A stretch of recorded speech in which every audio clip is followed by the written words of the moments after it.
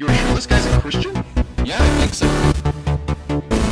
Truth. What's going on, guys? Jesus loves you. My name's Cody. This is the Christian News Show I do every Monday, Wednesday, and Friday. It's a good time. So back when I first started doing YouTube, we talked about the Bible app made by YouVersion. Because at the time, it had more downloads than Angry Birds. Now that isn't the case anymore, but it is one of the top 50 downloaded still, which I think just goes to show that no matter how old the Bible gets, it will still be relevant in the present world. Now the reason I bring that up is because of the free service, the Digital Bible Platform. They also have an app for Android and iOS called the Bible.is. And the reason that I bring them up today is because they have reached 100 million listeners worldwide. Now I say listeners because not only do you read their Bible app, but you also listen to it. And if you don't speak English, sorry that I don't have subtitles, but it's okay because you can listen to the Bible in 700 different languages. That being said, Digital Bible Platform, you guys are awesome. Anybody who brings the Bible into the digital world, you're amazing. I thought our next story we got to talk about the Pope, and it was going to be just a really brief thing on his Twitter, because according to the Vatican, they were going to shut down the Pontifex Twitter account. And I don't know what happened to that, but Pope Francis is definitely in my Twitter feed. Which isn't a bad thing, but I wanted to tell you guys because I told you guys that they were going to shut down the Twitter account like every other news site was saying. And it turns out that's obviously not true, so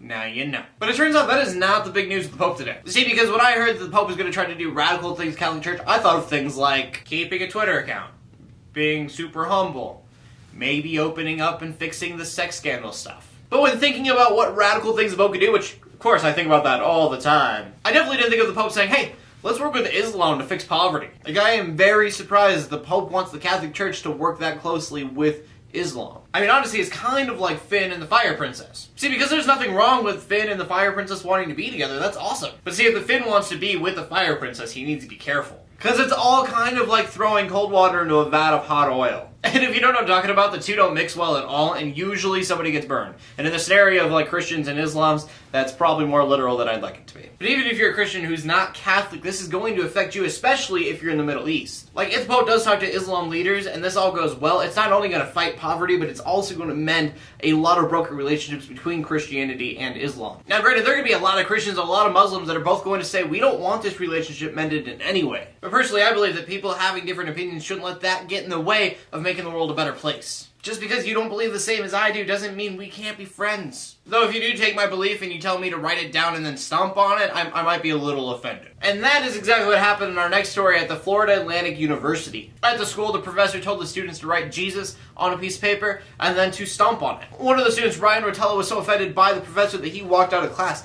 He was then suspended for that. According to the professor, the entire idea of doing it is that people aren't going to do it. And I think that's really weird to me is that it's actually in their textbooks to do this. You have your students write down Jesus on a piece of paper and then they look at it for a little while and then you tell them to jump on it and some of them hesitate because they don't want to stomp on Jesus. And then I guess this is supposed to open up discussion and debate on why that is wrong. And for me personally, I think that's definitely getting into people's freedom of religion. If you want to take something offensive and turn it into discussion, I completely understand that, but you probably shouldn't make it your student's faith. And I definitely don't think that Ryan should have gotten suspended for walking out of the class and being like, no, I'm not doing this. On the final story of the day, I want to talk about a new movie coming out called The Final. Now, personally, I am not into horror movies. I grew up watching those gory, scary movies, and so I thought they were really stupid because me and my dad would point out how fake they were.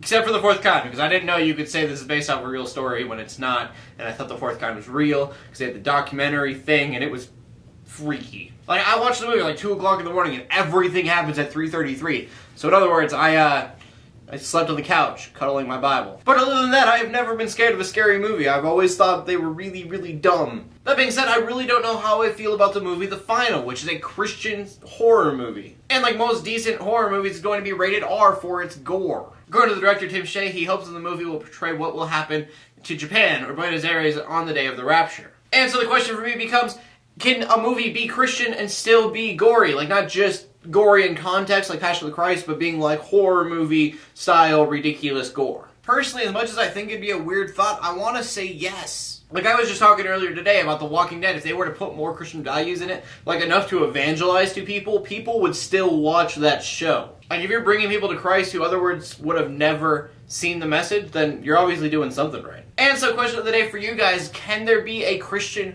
horror movie? As always, please leave a comment in the comment section below with your answer. Leave a video response if you want to. My name is Cody Armour, bringing news to the Christian community every Monday, Wednesday, and Friday. In closing, let the haters hate, let the Christians pray, and to everybody subscribe. I'll see you Wednesday, and God bless.